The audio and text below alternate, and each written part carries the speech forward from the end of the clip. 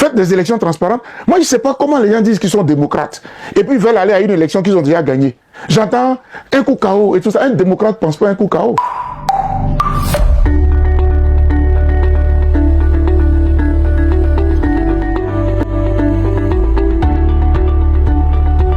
J'ai peur parce que les hommes politiques, ce sont eux qui n'ont pas tiré les leçons de ce qui nous est arrivé en 2010. Ils jouent avec le feu.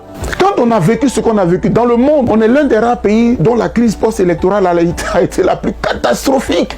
Qu'on soit du pouvoir ou de l'opposition ou de la société civile, on doit faire un peu attention. Je suis revenu d'exil le 9 juillet 2021.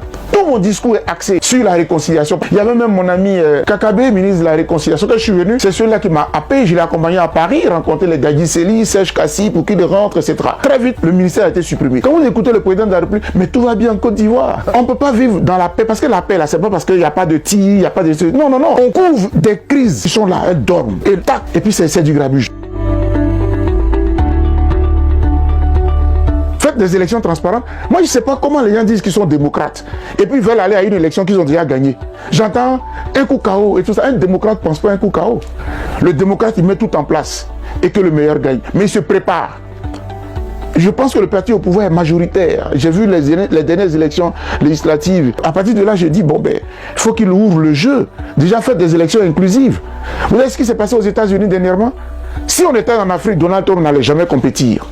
On n'interdit pas un adversaire de compétir. On le laisse compétir et puis le peuple tranche. Voilà ce que j'attends de mes gouvernants. Voici ce que j'attends des hommes politiques en Côte d'Ivoire. Un ministre ne fait pas ça. Un ministre dans le gouvernement Ouattara qui sait ce que nous avons subi à cause de cette affaire de et de où, il ne fait pas ça. Et souvent, c'est ce qui m'écoeure. C'est-à-dire que les autorités, quand ça vient de parmi eux, là, ils ne voient pas. Si c'était quelqu'un d'autre, le procureur allait sortir. C'est cette justice à double vitesse là que nous refusons dans un état de droit. Moi, j'estime que les origines des gens, là, leur nom, là, ça n'a pas de sens. Dans notre pays, on est quand même tous en sursis. Et moi, je suis devant vous, je suis sous contrôle judiciaire. Donc, je suis très mal placé même pour les critiquer, peut-être parce que mon tour est arrivé demain. Mais vous voyez, c'est pas une bonne gouvernance. C'est une gouvernance sous menace. C'est la liberté d'expression que vous mettez entre parenthèses. Or, ce sont des libertés sacrées en matière des droits de l'homme. Le 12 juin 2024, le président Ouattara a pris une ordonnance qu'on appelle l'ordonnance sur la société civile, dans laquelle on dit, article 1er, la société civile ne doit plus se mettre avec les partis politiques d'opposition pour manifester et tout ça. Vous voyez, ce n'est pas à un exécutif, à un pouvoir de dire à la société civile ce qu'elle doit faire. Dans une république, la société civile est une institution libre et totalement indépendante. Moi, je pense que la clé de tout ça, c'est que le président Ouattara accepte qu'il soit mis en place un dialogue politique.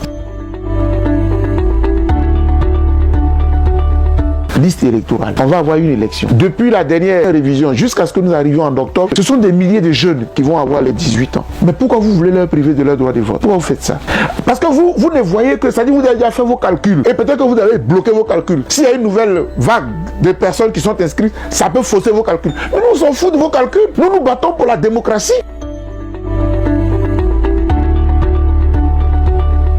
Je me rappelle que le président Gbagbo aussi avait lancé un appel de Benoît. Et je me rappelle que Mme Simone Gbagbo, à l'époque où nous pouvions faire nos réunions librement, elle nous sollicitait et on participait à ces travaux-là parce que nous, entre la classe politique et la société civile, la classe politique cherche à diriger. Nous, société civile, on cherche à ce que le maximum de nos droits soient garantis. L'opposition devrait faire un effort de se rassembler.